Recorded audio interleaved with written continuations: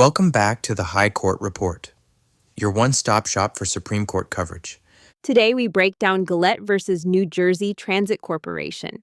Decided March 4th, 2026, 9-0, a unanimous Supreme Court.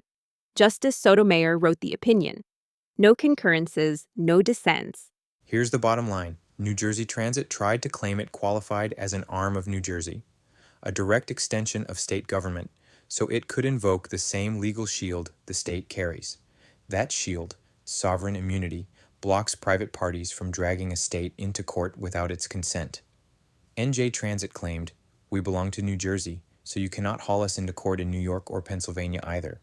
The Supreme Court said, nope. You built yourself as a corporation. You own your own debts. You face your own lawsuits. You don't get the state's protection.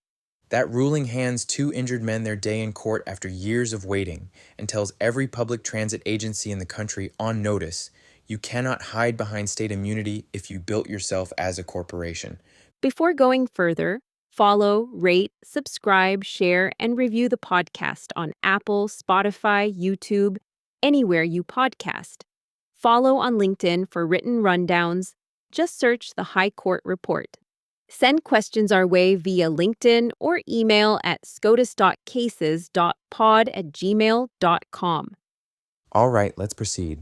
New Jersey in the 1960s and 70s. Commuters start driving instead of taking trains. Railroads cut back service. Highways clog up.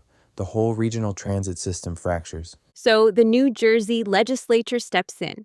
In 1979, they created the New Jersey Transit Corporation, structured as a, quote, body corporate and politic, a corporation, with the power to take others to court and face lawsuits itself, enter contracts, acquire property, raise money, adopt regulations, even exercise eminent domain, the government power to seize private property for public use. In this law, New Jersey's legislature explicitly codified a firewall. The law says in no uncertain terms that the transit agency's debts do not belong to the state. The formal legal liability stops entirely with the corporation. If an injured plaintiff sues New Jersey Transit and wins a massive multi-million-dollar judgment, the State Treasury of New Jersey is under no legal obligation whatsoever to pay that judgment. NJ Transit's debts belong to NJ Transit alone. And yet, here's where it gets complicated. NJ Transit grew into the third largest bus, rail, and light rail system in the country. A 5,300 square mile footprint across New Jersey, New York City, and Philadelphia. $832 million in operating revenues in 2024. But despite that statutory firewall, New Jersey never really let go financially. The state pumped capital infusions into NJ Transit year after year, funding anywhere from 15 to 46% of its annual operating budget over 35 years. The legislature appropriated money for capital projects. The federal government poured in additional funds, so on paper, NJ Transit owns its own debts. In practice, the state kept writing checks. And that tension, the legal firewall on one side, the financial lifeline on the other, sits at the very heart of what NJ Transit argued before the Supreme Court. They said, look past the corporate label. Look at the practical reality. Look at how dependent we actually are on New Jersey's money. That dependence, they argued, makes us an arm of the state. The Supreme Court disagreed. And the reason why tells you everything about how this doctrine actually works. Let's tick through a few other characteristics. A 13-member board governs NJ Transit. The governor appoints members, holds veto power, can remove most for cause, real state influence. But New Jersey law simultaneously requires NJ Transit to operate independent of any supervision or control by the State Transportation Department. Okay, so how did this case even get to the Supreme Court? It's 2017. Jeffrey Colt crosses 4010th Street in Midtown Manhattan. An NJ Transit bus strikes him and knocks him to the pavement. Serious injuries. A year later, 2018, Cedric Galette rides as a passenger down Market Street in Philadelphia. An NJ Transit bus slams into his car. Galette walks away seriously hurt. both men filed negligence claims in their home state courts. And instead of defending on the merits, NJ Transit went straight for the kill. These courts carry no authority to hear this case. We qualify as an arm of New Jersey. New Jersey carries sovereign immunity. Therefore, we carry it too.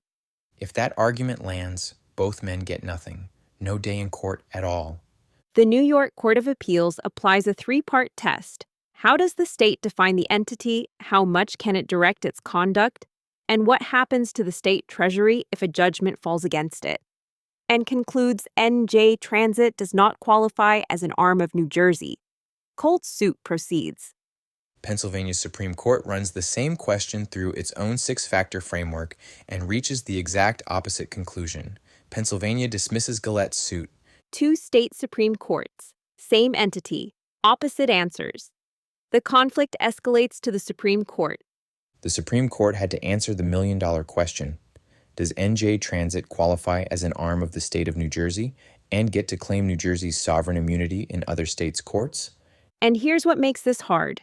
NJ Transit looks like both things at once. It performs a public function. The governor appoints its board. The state funds a chunk of its budget. But it also signs contracts, faces lawsuits, and carries its own debts. Exactly. And NJ Transit's own statute makes it murkier. The legislature called it a body corporate and politic, which sounds like a corporation, but also called it an instrumentality of the state, exercising public and essential governmental functions, which sounds like a government agency. Both labels sit in the same statute. Two labels, one entity. Which one wins? Spoiler alert, the corporate label prevailed, but before we get to why, we need to understand the doctrine at the center of this entire fight, because without it, neither of these men ever ends up in front of the Supreme Court. Sovereign immunity. Sovereign immunity. And here's what makes it fascinating. This doctrine predates the United States Constitution entirely. States didn't invent it, they inherited it. Where does it come from? English common law, the old principle that the king can do no wrong, meaning you couldn't sue the sovereign without the sovereign's permission. When the states ratified the Constitution, they carried that protection with them. It became a fundamental aspect of their sovereignty. So it's deeply rooted. Mega deep roots. And in its simplest terms, sovereign immunity protects a state from the indignity of getting dragged into coercive legal proceedings by private parties without its consent. So it started as a dignity concept. Dignity, yes. But beyond the abstract, it serves a highly practical purpose. It protects the state treasury. The doctrine prevents private citizens from forcing a state into the disfavored status of a debtor, which would let private individuals levy against public funds intended for the public good. So it operates as a historical force field around the state. That's exactly right. But, and here's where this case turns, that force field carries a major limitation. It remains entirely personal to the state itself. This immunity belongs exclusively to the sovereign. It does not automatically extend to lesser entities the state creates, cities, counties, or independent government corporations. So a state might create an entity, but that entity doesn't automatically inherit the protection. Correct. The state might spin off a city, a county, a transit corporation, but those entities don't get to wrap themselves in the state's immunity unless they genuinely operate as an indistinguishable arm of the state itself. Which brings us back to the central question, does NJ Transit clear that bar? And that's exactly what split New York and Pennsylvania. Which is why Justice Sotomayor went back to 1824 to build the answer from the ground up. Justice Sotomayor traces the answer to 1824, a case called Bank of United States versus Planters Bank of Georgia. Chief Justice Marshall asked, does a state-chartered bank get to claim Georgia's sovereign immunity? His answer, no. Georgia structured the bank as a corporation. By doing that, Marshall wrote, Georgia voluntarily strips itself of its sovereign character so far as respects the transactions of the bank.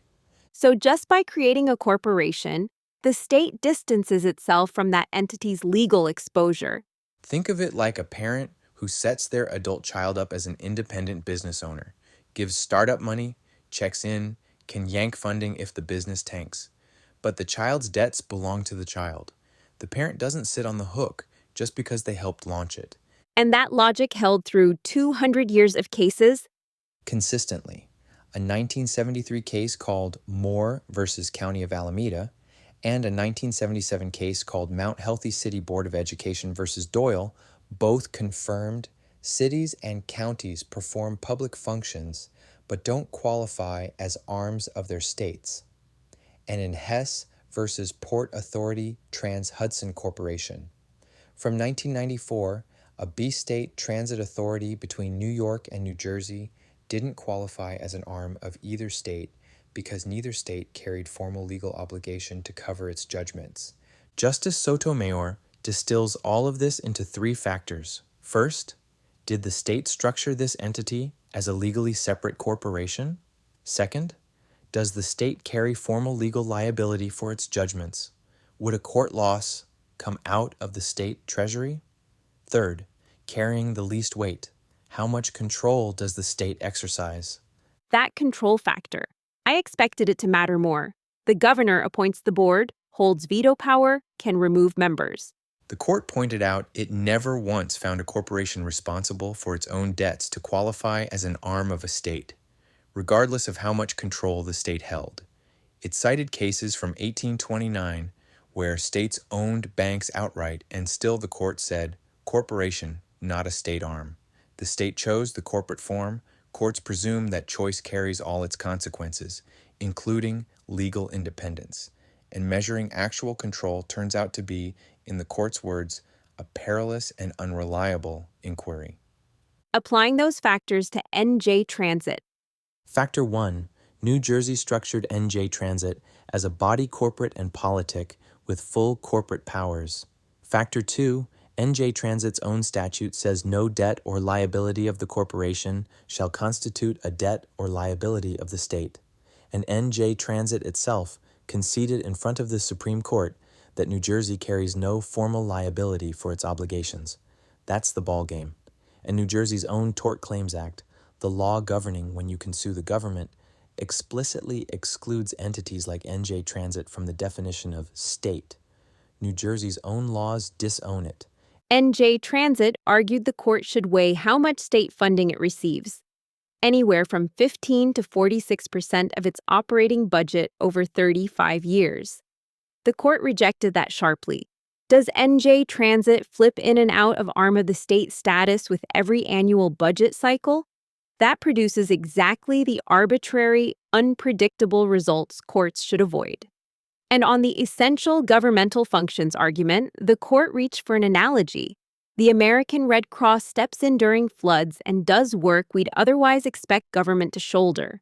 Nobody argues the Red Cross acquires sovereign immunity as a result. Performing a public function doesn't make you part of the government. What matters is whether the state chose to deliver those functions through its own apparatus or through a legally separate entity. New Jersey chose a corporation. And the 23 states that filed briefs arguing the court should just defer to whatever label a state attaches? The court said no. NJ Transit simultaneously received two labels, instrumentality and body corporate, in the same statute. No principled rule picks between them without doing the very analysis those states claim to avoid. And letting states win immunity by slapping on a label would torch 200 years of consistent precedent. 9-0. Justice Sotomayor for a unanimous court. NJ Transit does not qualify as an arm of New Jersey and cannot invoke its sovereign immunity. New York got it right. Colt can sue.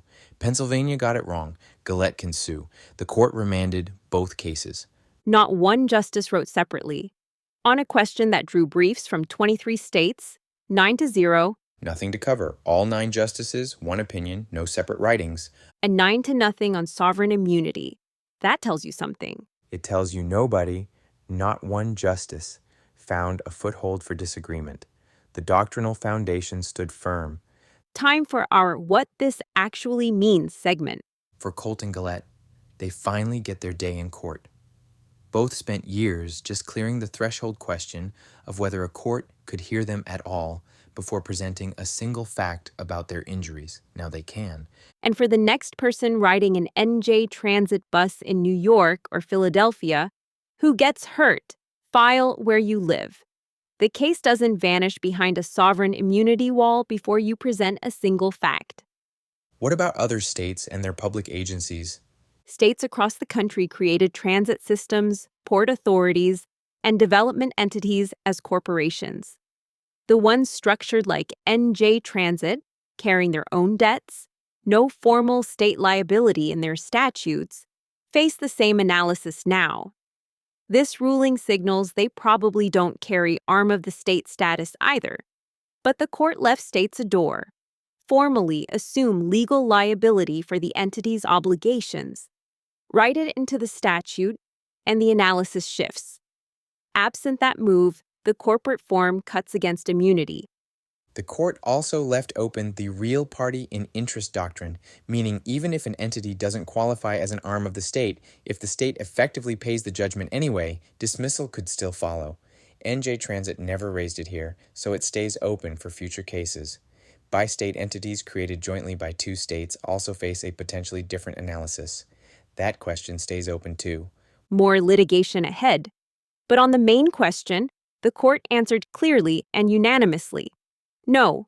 Bottom line. Two injured men waited years while a transit corporation tried to escape behind sovereign immunity. The Supreme Court pushed back unanimously. You built yourself as a corporation, you chose legal independence.